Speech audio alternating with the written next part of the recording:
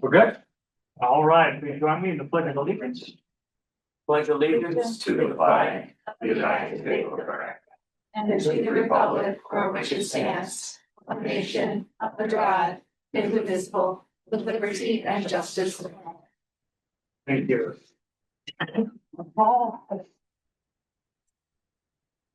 President Everard, Here. Vice President Wazorek, Here. Treasurer Zimmerman, Present. Secretary Zeller. Here. Trustee Brady. Here. Trustee Leahy. Yes. Trustee Zurich. Here. Here accounted for. Public comments, I'll open up to the floor, and I see that we are, boy, the foundation is well represented. How about it? Thanks for coming, appreciate it. The prettiest.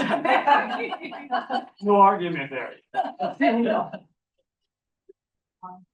Anybody on the line? Recording in progress.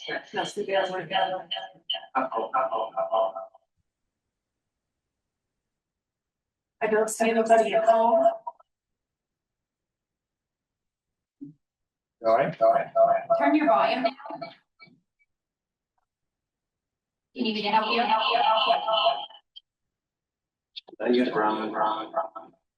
I'm muted.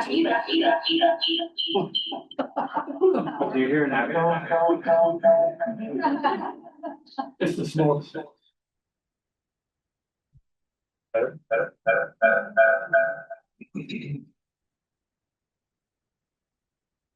Okay. Thank you, Chris. Thank you. All right, presentations. Old business. Go forward to 2040 with a vision. Right, Dr. Mattia, please. Thank you, Elizabeth. Let's see, tonight we have a treat. You guys don't have to listen to me talk about it, and I'm not gonna take, honestly, any time talking about what the staff's been doing or anything like that. We do have online joining us, Michelle Kelly and her team. I will let Michelle, who's with Upland Design Limited, she's gonna go through, not quickly, it's gonna take a while, but we've been doing a lot of work in the last, basically 8 months. And she's gonna go through that and kind of share where we are, where we're headed, and reaction to that. So I will turn it over to you, Michelle. Right. Thank you so much, John. And hello, everyone. It's You nice might be to muted. Can someone unmute her? How's that? I can hear you, Michelle, Michelle. can you hear us? I can hear you all. We cannot hear you, so we were having trouble with that, so I'm just wondering if that's giving us a problem. Hold on, I Michelle, it might be on our end. Yeah, I can hear her on the Zoom, okay? Somebody turned it down. Hello, can y'all hear? Now say something, Michelle. Okay, how's this? Yeah, we got you now. All right, awesome. Great. It's wonderful to be back with you all again. Thanks for having us. Along with me is Liz Defoe from our team, as well as Tessa Andreessen, who's representing Acuity and going to bring you some information about the community-wide survey. So let's go to our agenda slide. A lot of what tonight about is to give you some visual updates. Are you sharing your slide deck?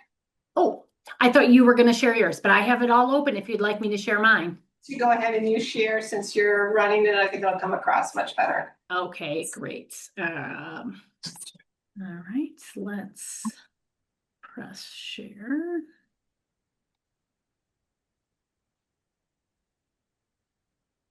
All right, let me know when you can see that.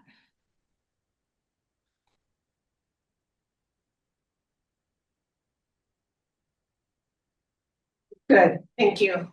Wonderful. All right, so this is our agenda this evening. We're going to go through some completed tasks. I know John has been keeping you updated, but we just want to make sure we review those and then talk about the next steps and the next phases and some of the dates that have already been set. Then we'll highlight some opportunities and challenges from our focus groups, staff, TAG, and board meetings. And then some progress documents. So we'll get through a few draft. They're all draft pieces right now. But we just wanted to show you a lot of things that are happening behind the scenes, some of that ongoing work and progress documents. And then I'll turn it over to Tessa and she'll go through some of the data for the community-wide survey. All right.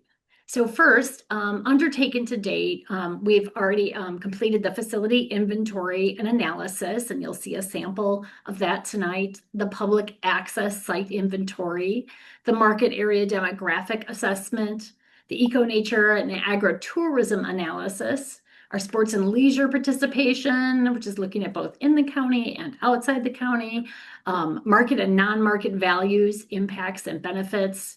And then we've completed the first tag meeting with the second one coming up in July.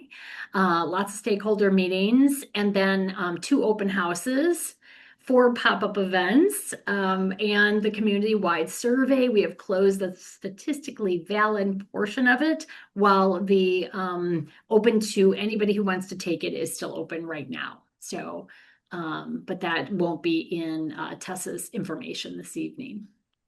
So upcoming pieces, right now we're in task 5. This is a 3-month task, so it's a lot of meat going on in this one. And obviously tonight we're here at the board meeting, and then July 28th will be our tag meeting number 2. And then we'll be back to see you again in August, and we'll be doing some visioning. So we'll be sharing more information with you all and then getting some input from you.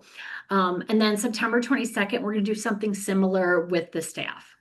Then we move into task 6, the plan development and recommendations. We'll get to meet with the tag group for a 3rd and final time, and then work into the funding and implementation strategy, our task 7. And finally, 8 will be our final deliverables. When those are in a really good draft format, we'll be able to have that open house number 3. And that'll be November 4th. We have already set that date so that can get out to the public. And then we'll have some more back and forth with board and staff getting to look at that draft document before it's ready for adoption.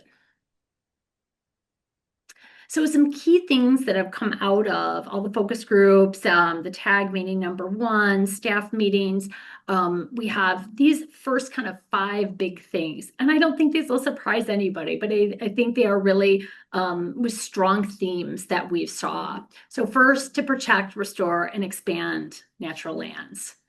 Second, improve access, connectivity, and inclusive recreation. 3rd, or C, enhance visitor experience and recreation opportunities. D, strengthen education, engagement, and public awareness. E, build strong partnerships and enrich existing relationships. And F, increase revenue diversity to advance the agency mission. And other things that came out, we are calling ongoing challenges and opportunities. Again, not so much surprises, but trying to hone where some of those recommendations need to be centered, so to make sure that we have a plan that's really workable for the agency. So first, creating appropriate systems for dealing with existing structures that do not have a current use. B, brand recognition and understanding throughout the community. C, a desire to expand recreation and programming without straying from the mission. D, aging infrastructure in need of replacement, renovation, or removal. E, preserving critical operational knowledge. F, operating under staff capacity constraints for site management. That's a mouthful there. And G, continued limited funding. So some of those challenges and opportunities. All right, so now we're going to go into some of the planning work documents. These, again, are all drafts. They're really some of the things that are helping us see the district and understand it. And so this first one is our regional map. And we talked about the different ways the district uses and splits up the district for its different service areas. And from a planning standpoint, this is what you've been using, and it seemed everyone agreed to be the best way to kind of move forward is to continue with these regions. So these are the 8 regions. And as we go into the actual plan document, we'll also be blowing these up because I know they're a little small. So we'll be making them bigger and looking into each region. But in this map, you do get to see each planning area and both the open public sites and the not public access sites. And those are designated on here with the different greens. Public access is a darker green and non-public access is a lighter green. All right.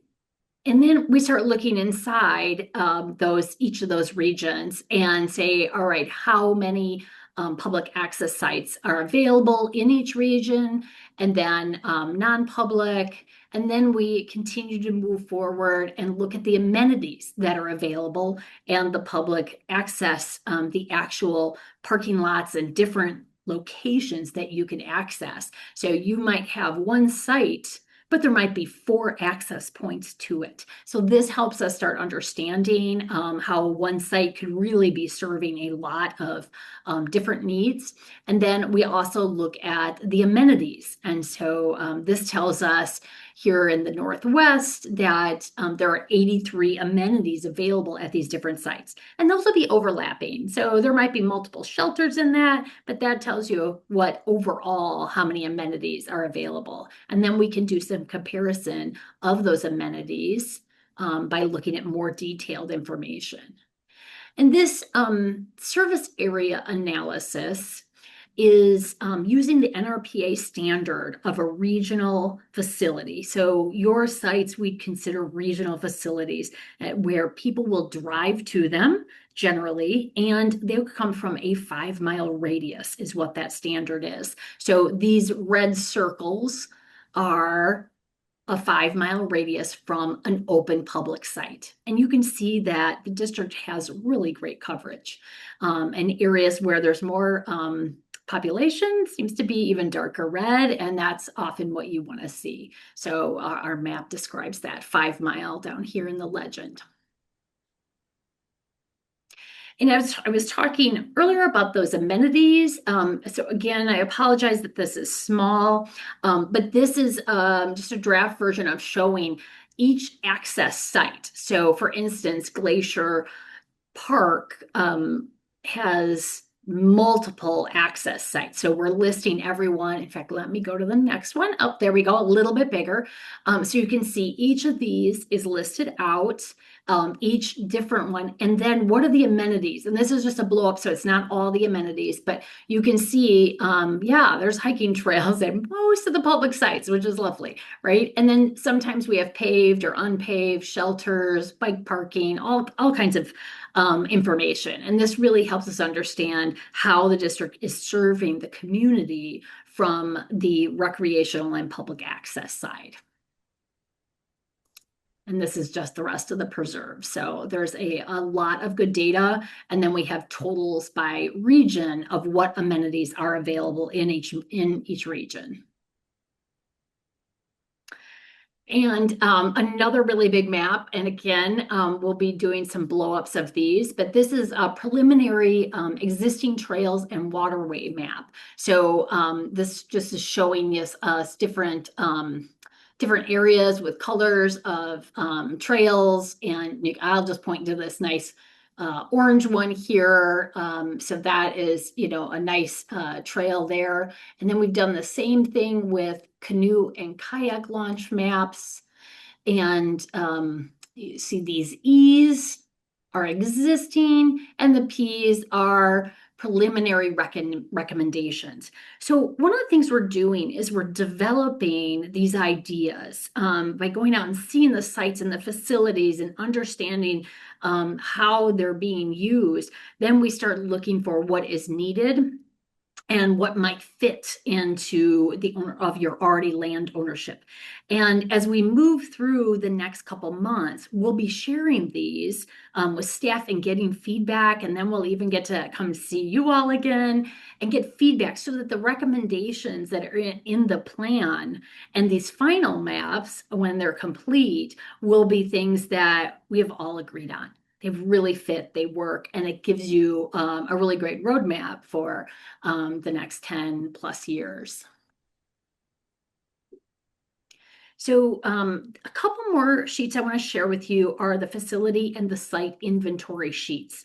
This one is for the Brookdale Administrative Office. And so for each facility, our team has gone to look at and analyzed. A sheet like this has been created. And so it's a point in time. It's a little bit of a history of your site, because this is to 2026 and you will have this document for forever, I hope. And even if you have a future plan, you'll still be able to look back at this and say, what was here then? And so that information is all here, basic. And then we also go through what are the main components. It's, MEP systems, it's structural systems, the roof, and then also what its rating is and what priority it is for its next improvement. And that, again, helps us start moving towards recommendations by doing all this analysis. And so each of the public sites will have a similar sheet. This is Alden Gap, which has not, a map has not been created for that site. It does have a parking lot, but not much else for public access. But this gives you an idea what a site like that will look like, and that will have a description, the address, the acres, some basic site analysis information over here, what's accessible, what recreation is on the site, and then as well as recommendations and some more photos of amenities. And again, we go back to that analysis of what is on the site and what kind of condition it is in. The other piece that goes with each of the sites is looking at the plant communities and the management. And so this is using a lot of your GIS data and then formulating it into maps. And you can see right now we have excellent, good, fair, and poor. And we're just tweaking those a little bit still. So that might not be the final for these, but this is a draft. But we're at a point that we have these done for all of the open space sites right now. And then the other map that helps us is that managed areas. And what we see here in these colors is the 3 or the darkest green are areas that have 3 types of maintenance methods. And then as you go a lighter green, it's 2 types, and then blue is 1. And then the white is there's no management in general happening. And sometimes those are areas that maybe they're just in poor shape, or maybe it's a farm field. So we're playing with the final different designations to make sure it's very clear. But it's helpful to understand that even if it has a 2, it might be very highly managed, because they're going to the site, the teams are going to the site so many times, but they're only using 2 methods. So it's not perfect, but it does really help us kind of see this depth of all the things that are being done from a different management techniques and tools. So I'm going to show you one more site. We won't go through all of them, but this is Lake in the Hills Fen. And in this case, you have a really nice map that is included, unlike Alden Gap, which doesn't have a map yet. This one has. So we brought in those maps that the district currently uses, which are great because they show the recreation features. They show the different, the prairies, the rain gardens, the waters, the wetland, if there's woodland, etc., is all on those maps. And then again, we have some site analysis general over here. And then we go into the amenities and their actual condition, their ratings. Everything is an excellent, good, fair, or poor. And then again, we have the plant community analysis, and we have the managed areas. The one other piece that we're not showing tonight, but that will go with all these, is the recommendations for both public access and improvements that might need to be made, maybe even a removal of an item, and the natural area management. What recommendations are for the next 10 years, and then also out to that 2071. So we have kind of those different categories to help with each different site. All right, before I turn it over to Tessa, I thought I would stop for just a moment and see if anybody has questions on what I've shared so far. Questions, comments, concerns? I did, no, it was excellent. I guess the only question I had back when we were listing the key themes. Did we list those in terms of the way the votes came in? I had the same question. Were those ranked? Yes, were those ranked? Oh, no. They were not, the A through F, they were not, that was not a ranking. That was just to keep us to be able to talk about them. Okay, thank you. Okay, awesome. All right, so now we will turn it over to Tessa.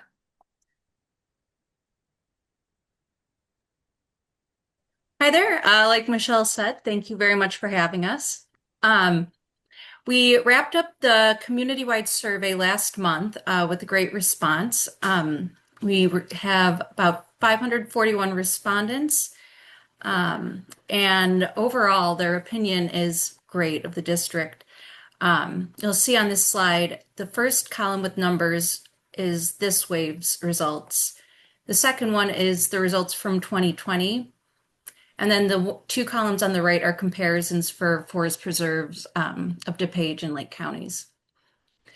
And this wave in 2026, 90% of residents reported that they have a positive opinion of the conservation district. And 60%, so 3 and 5, hold you in the highest regard. This is a lot higher than 2020, and we're still digging into the data to explore the reasons why exactly. But just for some background, in 2020, that survey was conducted in January and February. So the very big, right before COVID started. As everyone knows, you know, COVID, good or bad, got everyone outdoors and in nature. And you'll see that that's reflected in the unfamiliarity scores. They've dropped from 12% to only 7% of residents report that they're unfamiliar with the district.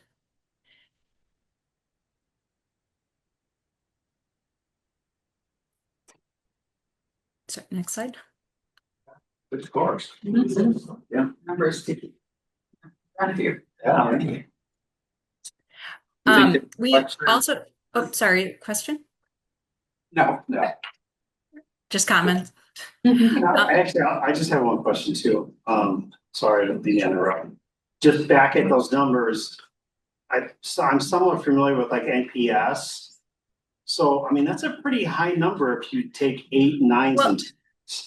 Just so you know, this NPS is only based on likelihood to recommend. So Right. we can't really use that scale for this, but it. No, I'm just using that just as another indicator of, you know, someone's overall likeliness to recommend type of thing. What I'm saying is that it seems very high if you look at, if you add 8, 9, and 10 together, you know, 79%, that's very high. Yeah, it's a really high opinion. I mean, people are very satisfied.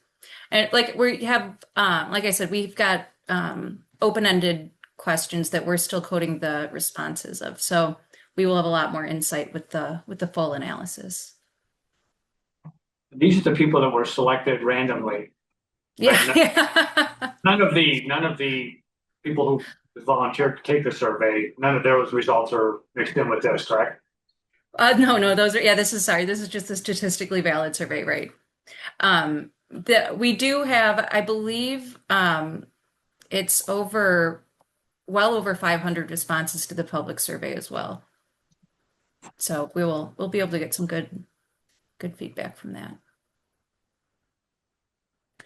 This next slide shows satisfaction levels with different conservation district locations. Again, they reflect the overall opinion, very positive across the board. One thing that I'll point out is that the access scores are important to pay attention to, because we do focus on specific aspects of access in a later question. But again, very positive scores, average scores between 8.6 and 8.8, which is very, very great. And so in this question, this is where we kind of drill down onto different aspects of access. You'll remember in the previous slide, it was about 65% were completely satisfied, and the average score was about 8.8. That is very similar to item B on this page, the hours of conservation areas that they're available to the public. It drops a little bit when we start talking about hours of operations at facilities and centers. Obviously, they can't be open as long, they need to be staffed. And the lowest access scores come for the access and sense of welcoming for residents with physical, sensory, or cognitive challenges. I will point out that that aspect is the largest number of people who are just not familiar enough to give a ranking. You'll see that for NA, 45% didn't give a ranking or a rating. And also you'll see that neutral is at 25%. And typically neutral means, they don't feel one way or another, which is very similar to the NA or unfamiliar type ranking. So that explains the lower scores there, but overall, people are very satisfied with access. Even with the access for those with challenges, over 70% are satisfied.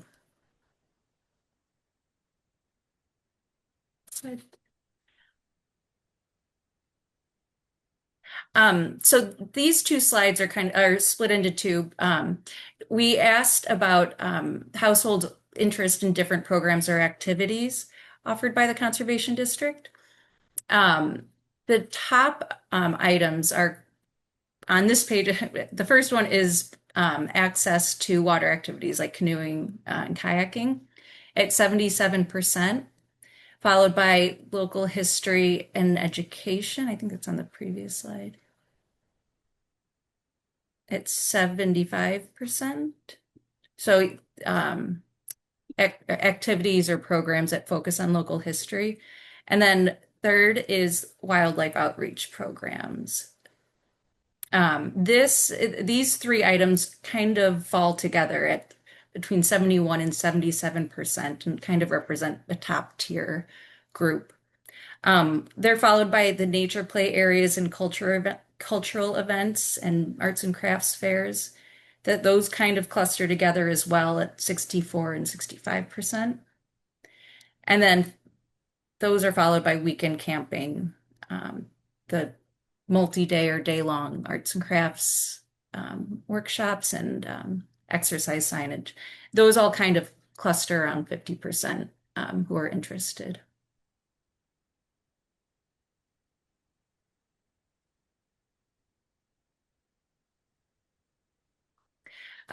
We asked also about age-specific activities. This is not very surprising. You'll see that programs for seniors and older adults comes in at the top with 3 out of 4 supporting it. When you think about who's taking this survey, they have to be adults. So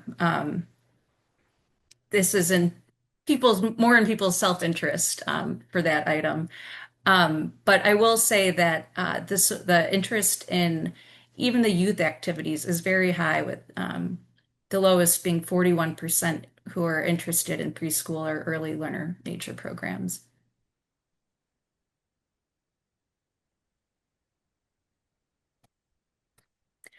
For willingness to pay, this gave us some really good information. That's good news for you.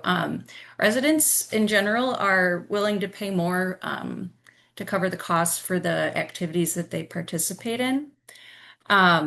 Facility rentals by far the most are willing to pay more at 92%, followed by increased permits for camping.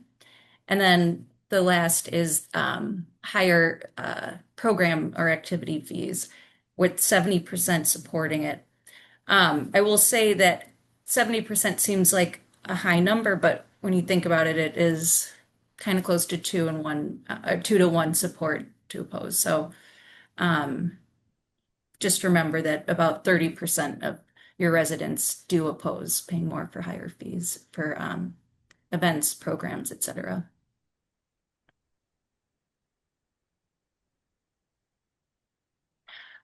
We also tested interest in some potential new programs. They all, or especially the archery range and the adult wellness retreats. Residents were interested in those. About 3 in 5 reported at least that somewhat are very interested in that. The hookups for the campsites and just campground upgrades also got around 50% support or interest from the community, which is pretty high considering they do live nearby.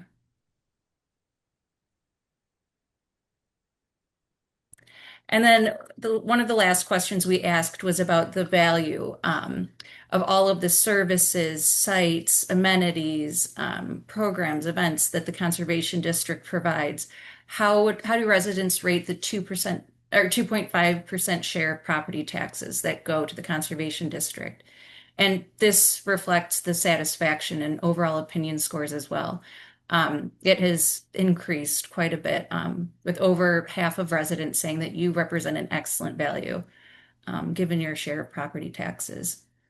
And you'll also see that the residents who considered it a poor value has halved since 2020. It's gone from 13% to only 6%. And yeah, in general, fantastic news from the survey, and we're very excited to dig in and pull out the results. Stuff and quite an improvement from 20. Yeah, I get the sense that awareness might play a big role in it. Again, the open-ended questions are going to give a lot of insight into that. And the recency of the referendum probably helped. All right, thank you. Good stuff. Absolutely, my pleasure. I do think COVID, the pandemic, was a key piece of the outdoors, and we were there to help the community and independent state. Yeah. So it's no doubt of it. But All right. Does anyone have any other questions or any slide you'd like us to go back to? I guess I have a question about your wildlife outreach. What did that include? Did it include hunting? I don't think it would, but I mean. I don't believe it did. Give me one moment. I believe it was just educational programs. Okay, that's what I would think. And then also, there's a few of these slides would be nice to have copies of or have access to, the ones that are finished.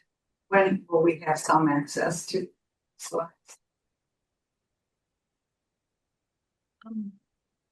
they're still putting some of the work together Right. here in a draft format, but we'll get these. Obviously, this information has been Right. shared publicly, so probably get that for you in the slide deck. For sure. Anything else? All right, well, thank you very much. I appreciate the information and quality of the presentation. Thank you for having us. Thank you. Thank you.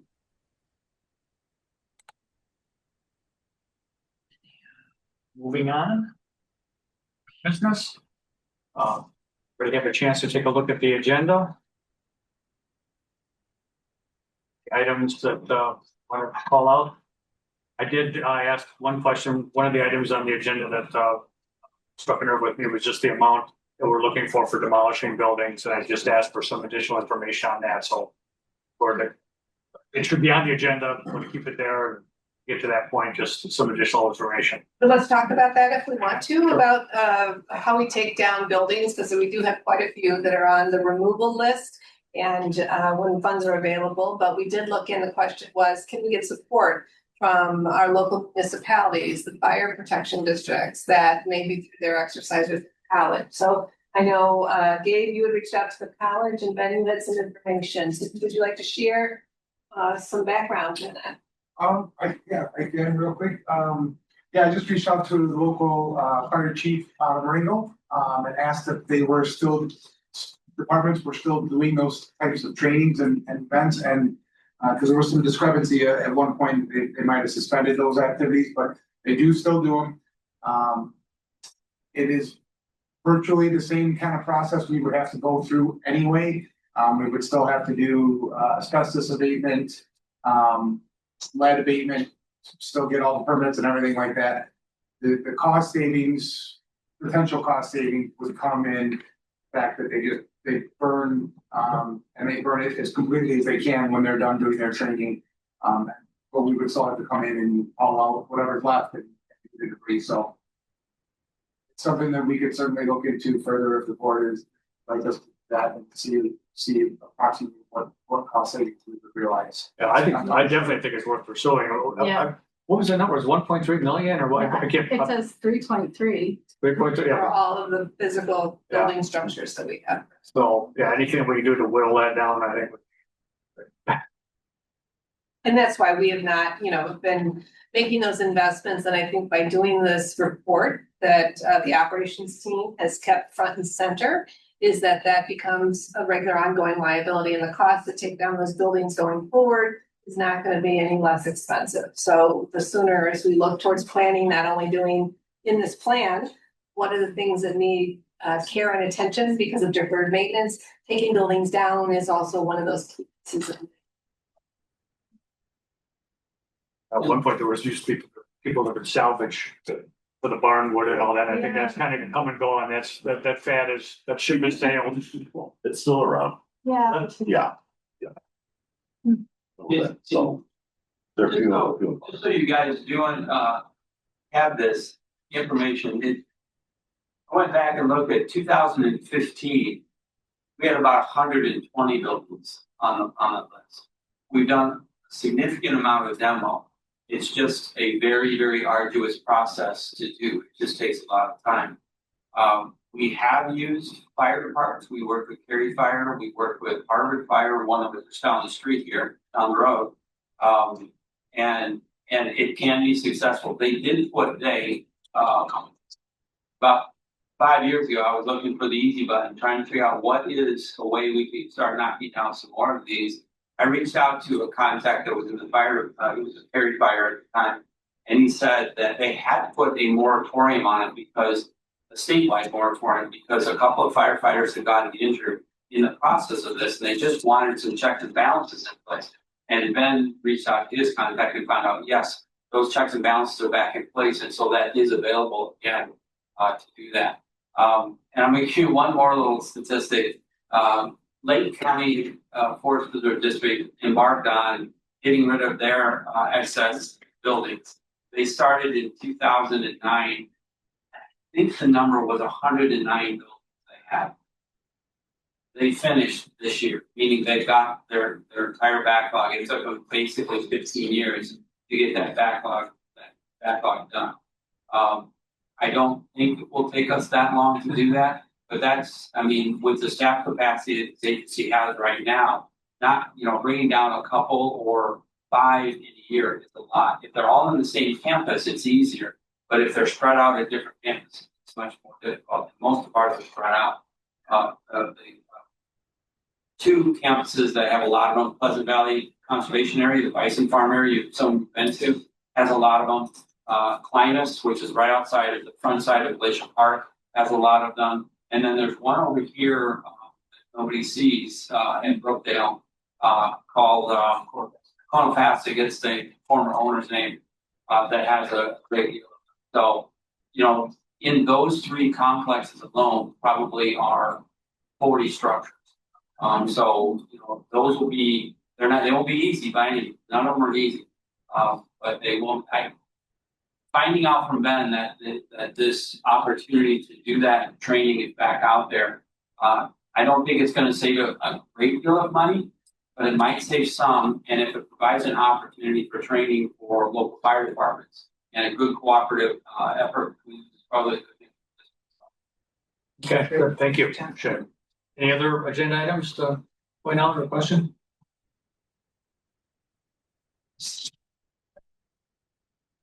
Consensus on the agenda?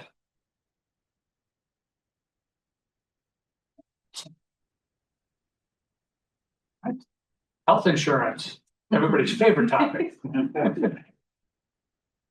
Well, you have in your board packet an updated summary because we just met this week and I want to thank President Everard and Vice President Wazorek for holding 2 meetings with staff and also to our administrative director, Andy Dialek, and Jenny Hyder, the resource manager, myself, to review that. And so, Andy, do you want to give an overview of kind of where we're landing on the proposal? Quite sure where to start with it. And then he comes up, I just kind of, the approach that we took was we kind of started at the macro and moved down into the micro at the end. With 2 purposes. One, what's best for the employees? And at the same time, what can we do to mitigate the cost increases that we're facing? So with that, the first decision we made was we're not going to change networks. That impacts everybody in terms of you're going to get a new doctor or go to a different hospital than what you're used to. So that, and we took that off the table. Next, rather than making, switching out entire programs, we decided to tweak. And by tweak, I mean, slight increases in copays and deductibles, and Andy can get into the details. So I think what you're going to see is a compromise where we've lowered the total cost impact that we would be facing, which was 24%. To a lesser number, and at the same time, minimizing any impact to employees. So that was our goal. Andy? Yeah, and there's a nice summary. I'll back up a little bit, remind everybody about that 24%. Obviously, probably the biggest increase we've ever faced in my tenure with the district, driven by medical industry costs going up, as we know, probably 10 to 12% is kind of what they're looking at an annual basis the last couple of years, but we're out of here. And then IPBC as a whole hasn't done well the last few years. So they've paid out more than claims as a whole than they've taken in. And as we talked about 2 months ago, for the district in particular, they paid out $700,000 more the 5 years we've been a member than we paid them in premiums, right? Those first 4 years, we had increases of 3% and 5%, which were just wonderful because we were, pushing double digits prior to that. Last year, we had a 16%. We did some changes in plan, got it down to 11. And so as Lloyd talked about, we met the first time the committee, this insurance committee, back in May. We kicked around a lot of ideas, and staff took those ideas to IPBC's underwriting. These are the actuaries that take the plan changes we're suggesting, and they put the numbers to our claims, our experiences, our demographics, and they say, if you do these, here's your exact new quotes. Those came back very favorable to the district. It brought that 24% down to 11%. But it was, I'll use the word catastrophic to the plans. I mean, it diluted them a lot. It put a huge burden on staff that were using the plans. I mean, to me, they weren't doable. So we met again. And what we're presenting tonight, these aren't hard quotes, but the same company, Milliman, this underwriter, provided general guidance to all the IBC memberships and said, it's 4 pages long, and said, here's all the things you can look at: increasing deductible by $100, adding copays, increasing co-insurance and or co-payments. So we went through those and we came up with, this plan, this recommendation, and we think, as Lloyd said, the word we're using is minimizing to impact staff, but it really doesn't minimize. These aren't minimal impacts to staff. They're probably some of the more significant ones, again, that I've seen, but it moderates them the best we could and still maintains, good fiscal stewardship for the district as a whole. So with that background, so you guys, I don't know if everybody has the memo in front of them. So the second page, I believe, that has the recommended changes that we're putting forward. And again, so these are the cost estimates, that's using as guidance. When we actually present these to Milliman, which I think Jenny's for, we can change them, but there's not a lot of time. We won't get the hard quote backs in time. So the actual cost could be a little more, a little less, we don't know, right? But this should be a pretty good, reasonable approximation of what's going to happen. But first, looking at the deductible for the PPA, we're showing the single deductible going up 300 and the family going up 600. Max out of pocket, we're not changing. For primary care, if you're seeing your PCP or specialist, right now that co-payment is 2040. That's going to go up to 3060. So not a huge increase there, but actually a surprisingly pretty big reduction for us on the rates for that change. Under the HSA, this is pretty significant. As an HSA HDHP, you pay 100% of your deductible. So 100% of all the claims, the employee pays up to that deductible. So right now it's at 3,400 for single, and then 6,800 for single plus anybody, spouse or family, right? That's going up $400 and $800. So now that new deductible is going to be 3,800 and 7,600. So if you're on the high deductible plan, you're going to pay 100% as a single of the first $3,800 in any claim job, pharmacy, doctors, whatever. Yeah, right. Just a quick question, you know this, but I don't. What's the limit on what you can contribute to HSA? Oh, it's a good question. So it's moved up. Is it 7,600? It's somewhere over $7,000. I look, see, it changes every year. Right. Allowed to grow. It might be over. If you're over 50, you can add 1,000. So I think it's over 8,000 for somebody over 50. So it's right around 75, 76 bucks. So theoretically, then, just so everybody, we're all tracking the same way. If someone's contributed that amount of money and they get hit with bill for 6,800, they may have enough in their savings account to cover it. Yes. Yeah. So for the PPO and the HDHP, we're not suggesting any increase to employee cost sharing. We're leaving those flat. As you get to the HMO, you can see the deductible for single and family is 0. So they pay nothing as far as the deductible, but they have a lot of co-payments and out of pockets with every experience they have. So the max out of pocket isn't changing. You're still at 1,500 to 3,000, which is a very rich plan. But it's also very, very affordable for the district, right? It's running a half to a third of the cost in the district of the PPO and the HSAs. We are increasing that primary care and specialist visit copay up $10.20, the same as the PPO. But the employee cost sharing, we're proposing and recommending that be increased from 7% for single to 10% for single plus, whether it's employee, spouse, or family. That aligns it better with the industry. That cost sharing has not changed in 10 years. We looked at the county recently too, and they're actually a little bit higher than that, so it starts to get more in line with what the county's doing. Actually gets it pretty close to the counties.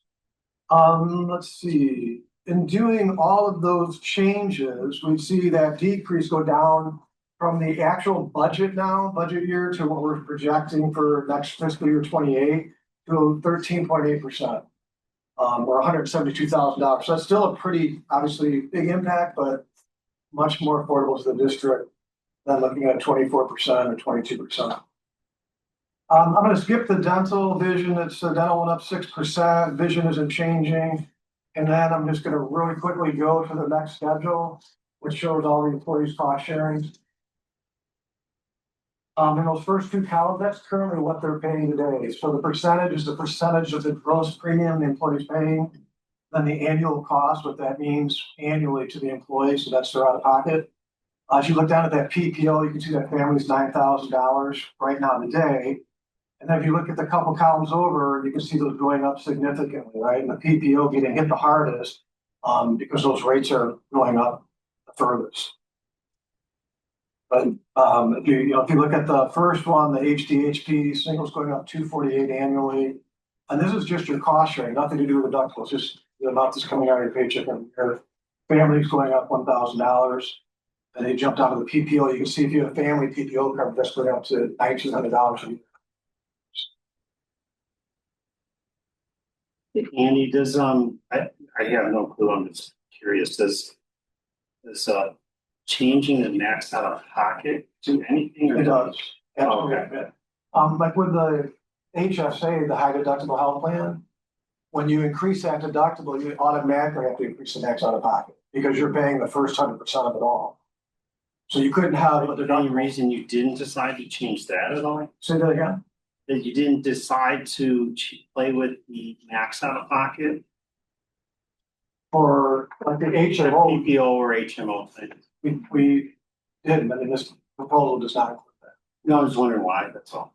I I think one of the things is we had thought it was time to get that employee cost sharing up for the HMO. It just looks a little bit too low, you know, considering what you're looking to see out in the industry at 7%. So we had to adjust that upwards. And once you do that, you can see their annual cost increases are pretty much in line with the other plans.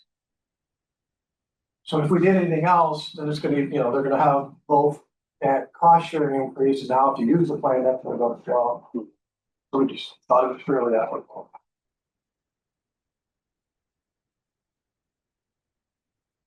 Any questions or concerns? We have consensus that this is a plan to move forward with. Yeah, I think. Thank you, Ron, for your help on committee and for Jenny putting all this together. Appreciate it. It's distasteful for the employees. It's distasteful for the district. That's what, you know, it's just it is what it is. I think this is a good compromise to again minimize the impact to employees and at the same time be budget conscious. And thank both of you because you brought a lot to the table. Appreciate your time. Welcome. Thank you. This will be on other board business for a vote on Tuesday evening. Okay. Thank you. Well, thank you, Andy. That's it. Elizabeth, Executive Director's report. Okay, we will be brief. We are in July here. Of course, the county and supporting next week. We're going to have the health department here. So again, we're really excited to welcome that and our foundation and advancing our nomination to receive the Health Hero Award. Obviously, we're being very conscientious with our staff with this weather conditions with the smoke and encouraging them to be safe as well. It's we want people to be outdoors enjoying, but obviously to be careful. We do have a hike with Mike on Saturday at Winding Creek, but Chairman Bueller will not be at this month's hike because of other commitments for the National and County for official staff NACO. But Carolyn Campbell on our foundation, as well as one of our county board members and past Conservation District trustees will be leading the hike. So we'll touch base to make sure with weather conditions if that will be a go or a no. But we'll know that tomorrow. We'll make that determination. Will you be send out an email to We'll us? send out an email to confirm all of that. The landscapes, believe it or not, we're already getting ready to head into fall. And so that went out to the printer. Find Your Wild is obviously as popular as ever. So you'll stay on the Wiki Wild this week of all the different areas that are being visited throughout, sites continuing to flourish. And yeah, it's just a really busy time for all staff. So I just want to say thank you to them and thank you to you. Those results of the survey, I'm just elated. Couldn't be more than happier to see those numbers come in. And I thought our numbers last time were phenomenal. So definitely a lot of great work. That's a collective effort to the community, to the areas that just those things just don't happen. So thank you for your. And Paul, feel free to share the data with the rest of the county board. Absolutely. Absolutely, all good stuff. And then I will save my rest because I have another for board development coming a little bit later. So that I'll just send my report there. Okay, all right. Any trustees, Bonnie? I was just gonna announce that the water forum that's put on by the county board will be September 16th. Everybody could put that in. Any other trustees? If not, who will speak for the foundation? September 16th. He said who? Please, Pam. Oh.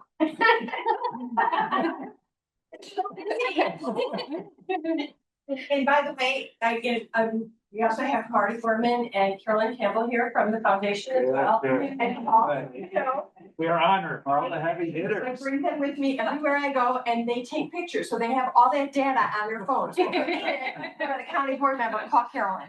I love this portion and the decision that we made to do kind of a collaboration and have foundation members come to your committee of the whole meeting. I think that's one of the best things that we did out of our retreat. So thank you very much. It's nice to be in front of you. information, Heather, and we miss you, Lloyd, but I gotta tell you. Bring it up. Just saying, it's working, we like it. I think we at work, we continue to evaluate the donor journeys that we put together. We did discover that offering adult summer camp when the kiddos are out of school and the grandparents are in the height of vacation season might not have been a really good idea. So maybe we'll go fall adult camp instead, but we continue to evaluate the responses that we get in some of the programs that we're offering, but so far it's been received very well.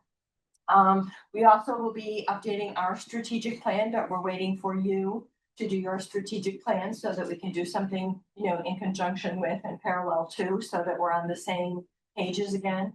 And the only other thing I think that I will share is that in looking at our revenues, one of our foundation members is actually very engaged in the grant department at McHenry County College. So she brought kind of a pie chart to show what the national average is with regard to how people get donations, what their revenue split is.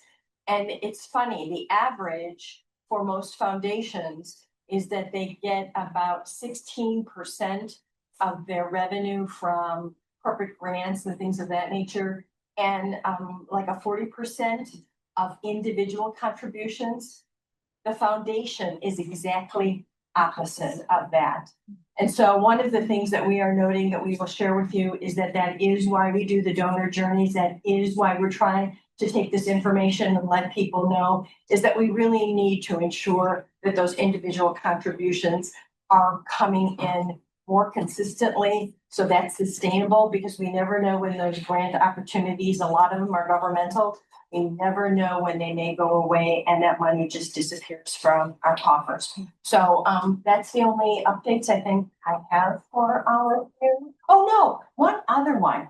Thank you very much for deciding to include our executive director in your leadership team. I think that that's going to be one of the best things that we've decided to do, again, to keep the continuity and that shared information foremost with all of us. So thank you for that decision. We're really delighted. You all did really great elevator. We did do elevator. On Tuesday's meeting, 30-second elevator speeches. We talked about property taxes, so you can all relax. And we are working on a joint meeting. So I did send out a survey or a questionnaire to each and every one of you. I think because of the scheduling, summer is such a busy time that we may look to, I know August, Upland will be back again to us. I'm inviting the foundation to join us, but September's committee as a whole may be a phenomenal time to workshop some time with that, as well as you'll have the presentation of our, the levy. And you'll hear about the financial budgetary assumptions. That'll be August, but then also the capital asset management plan. And I think with all of that, that would be a good time to have a joint meeting. And I will note that you are being recognized by the Henry County Public Health Department. I think that that's extraordinarily important, and I also think it's perfect. But I will note that board member Michael serves on the Public Health Board, so maybe that. Thank you. Thank you. All right. To board development. Annual training? Annual training. So I'm going to take just a little bit of time here. We have to do annual training. This year, we do not have any new board members joining us, but we're required to ensure, and for our accreditation process, as well as what you're required as board members, I just want to cover this. So we've got it covered, and take a test afterwards. You'll all be experts on it because this team does a phenomenal job. So a few things we want to go through here. Open Meetings Act, of course, that is one of the key pieces of legislation with our sunshine laws. There is required training for any elected official or an appointed board member. 90 days after taking oath of office, you have had to complete that. And there's many ways to complete that through the Illinois Attorney General's Public Access Council, their office, or through attending like an IAPD boot camp through the Illinois Association of Park District, and that would qualify because they include all that training here. You can take it again. You're only required to take it once. Christy and I, as OMA officers, we take it more frequently here and as part of that process. So it's just a good reminder. But couple highlights of that, just so you know, our annual meeting schedule, every year you pass what our meeting will be. We do that once a year. We'll do that towards the end of this year. That'll lay out when our regular meetings are for the committee of the whole and the regular meeting for the entire calendar year. Should we change our regular meeting dates, we need to give a 10-day notice to that if it's a regular change, and then repost that in the newspaper. So we cancel a meeting, do not need to do so. We can add a meeting, and we have to provide the regular 48 hours notification for us to hold a public meeting. And of course, this body is here, as with other elected officials when we have public meetings, is to be the meetings. So we're glad to have our guests and attending here and at home that they're available. So we post that notice, which is our agenda. We give notice to the newspaper. We put it out at our various locations across the visitor centers of the district. We need to showcase it. We have it on our front door when you walk in to the main administrative offices. And of course, in our transparency portal, we upload that there. We have a website, it needs to go there. We also, with our board of 7, a quorum is 4 members. So 4 members, that means we're in violation if 4 of you are together. So if not just for, you can be out for an event, you can attend a COG for a dinner, you can be at someone out for a hike with Mike, not a problem, as long as you're not talking specific business related that will be taking action. So you can get together, but just be conscientious. But again, so because of a quorum being 4, 2, no more than 2 together, because if you have 3, now you've got a majority of a quorum, and then you will have a violation. And so many a times where things get to be trouble is perceptions that are visualized, whether that is or that isn't. So when you are at that, you just are very conscientious to make sure that you're. During our meetings, they are open. That means they're open to the public. They need to be held in a public facility like we do here at Brookdale. We cannot hold a meeting of a quorum of 4 in someone's residential home. That would be a violation of the Open Meetings Act. And if we go into closed sessions, which we normally do, there are provisions within the act that would allow us to do that, but they have to be specific. And you have to state that before you go into the closed session, such as we do. And then when we are in executive session, those meetings are required by law to be recorded, because they will be a verbatim recording that is necessary should there be a claim or the public access counselor wishes to review. We get a report that we did not, someone alleges that we didn't do our job and we were out of line. A report will come in and we may have to provide that. With that recording, so when we go into executive session, of course, those closed session minutes, we need to keep conversations related to what's allowable to executive session, because there are many areas that you cannot be talking about in executive session. So for example, for personnel, as you know, can't just in general talk about an overall wage classification system or for our employees, because that is general. That is something that should be discussed out in the public forum. But if it's specific of a disciplinary action or motion for an individual, then that would be something that would be allowed, because you're specifying it's for a unique individual change. But there's a variety of reasons on that. You're required by law to have public comments. So we actually go above and beyond with our board rules to have 2 times for public comments. We're only required to have 1.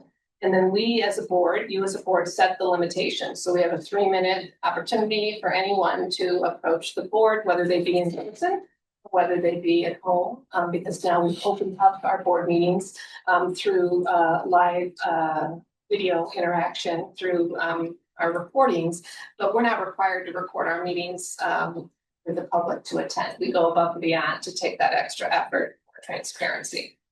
Our meeting minutes, those are required, and so you are approving meeting minutes at every meeting.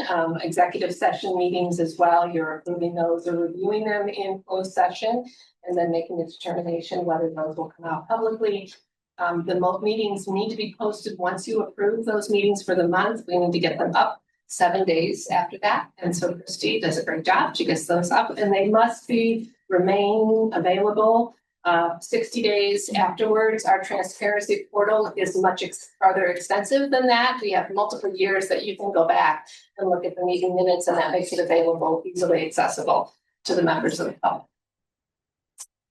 For agendas, those are set, and the reading of the agenda specifically before any action is taken, which our secretary does, that is required in the statute. So that's why we go through very specifically, and we're very transparent. I would say the district goes above and beyond in that role of transparency. Anybody that reviews our agenda can see exactly what action the board is going to be taking action on. So that's great. And again, there are exceptions for those closed meetings, so you need to cite those exceptions. That's really critical. And as you know, there's no final action in closed session. In closed session, you can reach consensus, give direction, but then any vote needs to be on the agenda publicly before an action can be taken. So you'll see if we have, let's say we're handling real estate matter or a contract specifically of a license, you'll see that we'll have the agenda for an action taken on real estate. And it'll be there. So the public knows that the board is intending to move on that. We don't need to be very specific as far as the contract terms, but we are very specific of knowledge of what's going to be shared during that time. We review, again, this month is part of our twice a year. We're required to review the closed session minutes that have been kept because they're of confidential nature. We review what we have in storage and then make a determination whether they can be released. If there's no longer any information that is of a confidential nature, it's our responsibility to move those forward. And then those are available as well under the Freedom of Information Act. And then the verbatim minutes, we're required to hold those tapes for 18 months and then they can be destroyed. But we need to ensure that we have a record of those in the event that the public access counselor would like to request them, work with our attorney and to be able to hear. So we keep those stored as well. For remote participation, we do allow that. There are provisions though for those reasons to be able to participate remotely, and there needs still to be a quorum present in person for that to occur. Right, and those are the requirements, and then we also set some of those guidelines within work. So you do not have to allow someone, the board can make that decision, no, but that's why you vote on that before that action is formed.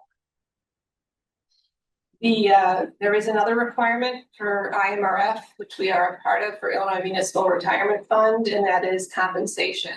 And on our transparency portal, we are required to post for salaries anyone over $75,000. And so that is listed.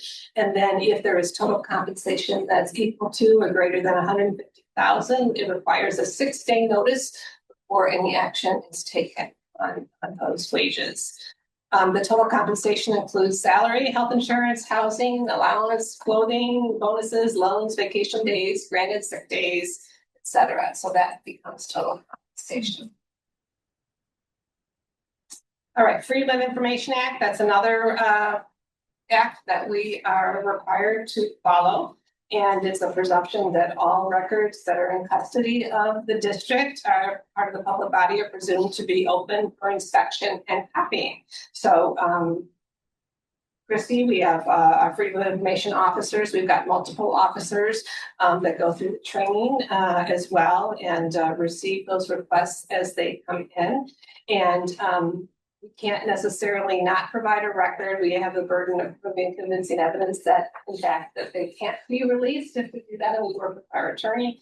Should there be a record that we feel is not ready for release, we have 5 days after a response is received to provide what is asked of us. And so with our transparency portal, a lot of information is out there and available, so it's accessible and easy, and that reduces the volume of responses. If there's a commercial request, there's an extended time period to allow to comply for that. And then, in fact, if it's overburdensome, we'll request an extension, additional time period to respond to that. Just a reminder that our emails, you have a district email address, staff does as well. Texting, anything that would be associated potentially, so keeping separation, that becomes a record. So the digital age has created new areas of responsiveness. So great to pick up the telephone and have a conversation. This is something. The harassment, for sexual harassment, there is required training for staff and board on this as well. We have a training module through DERMA, our risk management agency. And so that's important. And then in our personnel policy are the specifics on our harassment policy and the grievance procedure to relate to that. So let's review that and ensure that that is updated, and all of the mandatory trainings that are required. Once you take that, pass along your certification that you're on file. Ethics and Gift Ban Act. This is something that we need to be aware of. I know that all of us do a really good job, but there is an annual economic impact statement from the county that you need to complete. And if it's not completed on time, there is a financial penalty associated with it, and you will be removed from office there. So it's really important. They'll send out reminders to say, please turn that in. And then follow through and turn that in. So that applies staff. There are certain team members here at the district that are also required to complete that, but also for our board as well. We also do know before you go IT security training with all our email addresses. The district is very vulnerable for a lot of phishing attacks and cyber attacks, particularly those that are influencing, such as board members. So having that training is requested because we're on our systems and we want everything safe. The other last act I want to talk about is the Public Officers Prohibited Activities Act. And this really is specific to, as a board, you're passing approvals on doing contracts and making purchases with units of other local businesses, et cetera. And so really important if there is a conflict of interest or if there is an actual percentage that you have ownership in the business that are abstaining from the vote. In some cases, you may want to remove yourself from the conversation so the conversation can take place, and then you will not participate in the vote. And then still for that action, we will need to have a majority of those that are available still to pass that item, that to take place. And then in some cases, based on that interest, the district in itself may be prohibited from doing any business with that vendor because of that relationship. And so really important that we have good solid communication. We're looking at the vouchers, we help out one another, ensure that we keep the agency. With the Prohibited Activities Act, there are some teeth to this one because it's a class 3 felony and there is no cure. So that responsibility to look over things is really important to keep that in mind. And there are some exceptions though, that you may have an interest, but we still could do business. And that is if there's less than a 7.5% ownership, you just have to disclose and abstain from the vote. Good.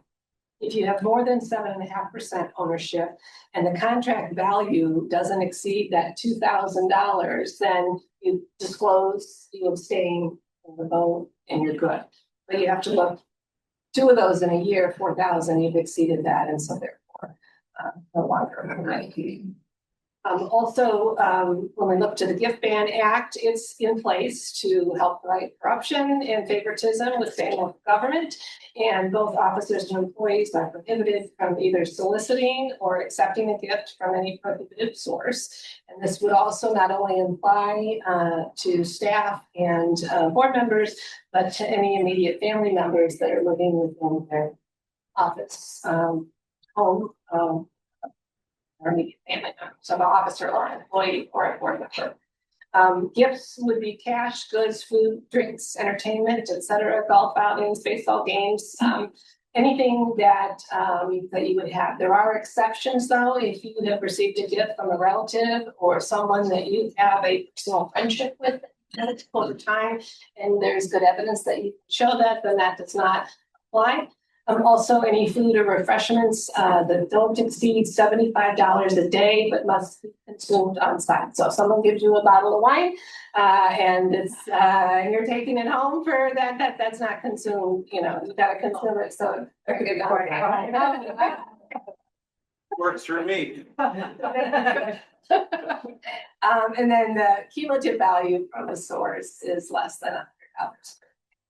So the best way to navigate all of that is to pay your own way or to keep seats, and particularly if you're doing that way, you stay honest and you're all good. With the ethics gift ban, different than the prohibited purchasing of those larger pieces where there is a felony and you can't cure it. If by accident you do something wrong, there is a way to cure it. But the key with this is that you take action immediately. And obviously, our president serves as our ethics and gift ban officer. We return the gift immediately, give it to charity, and we say oops and we take care of it. But just be sure that there's some case law where they did not, and it took a long time till someone found out, and at that point, yeah, the train left the station, not good. But the prohibited political activity, I know when we were going through the referendum, and since this group does not run for office because you're appointed, but understanding we come into a political time where there's a lot of fundraisers that are taking place, and each of you as staff has the opportunity, you have rights to be able to attend those events, but just not as a representative of the body, as not on district property, and not using district equipment. So even a pen that's district issued, if this was there for signing, that would be a violation. So just that. But you are clear to do that on your time, and obviously any violation of that is a misdemeanor, class B first time and class A for second. And that basically covers all the basics. Any questions? Yeah. This group has got it down, so I don't worry, but we go over it, but that's important that you have all. Is the trainings, you get the emails Yeah, for the yeah. ongoing training? All right, thanks, Elizabeth. Open again for public comment. Public comments? Phone? Right. In that case, I will entertain a motion to go into an executive session pursuant to 2C1, personnel collective bargaining, 2C5, purchase lease of real property, and 2C21, review of closed session minutes of meeting day. Get those moved by Mike, second by Ron. President Dillon. Yes. Secretary Zeller? Yes. Trustee Brady? Yes. Trustee Zurich? Yes. President Zoric? Yes. Trustee Leahy? Yes. And President Everard? Yes. Okay, President Everard? Yes. Vice President Wazorek? Yes. President Zimmerman? Yes. Secretary Zeller? Yes. Trustee Brady? Yes. Trustee Leahy? Yes. Trustee Zurich? How much Yeah. neighborhood in this growing? Okay, that was roll call, so now we'll entertain a motion to adjourn. Motion to adjourn. Moved by Mike. I'll second. Second by Ron. All right, Trustee Leahy? Yeah, it's only eight. Trustee Leahy? Yes. Yes. Secretary Zeller? Yes. Trustee Brady? Yes. Vice President Wazorek? Yes. President Zimmerman? I think Francis. Sean, yes. Yes. Unless you want to say. Trustee I thought we Zurich? were done. Yes. Roll. President Everard? Yes. We are adjourned.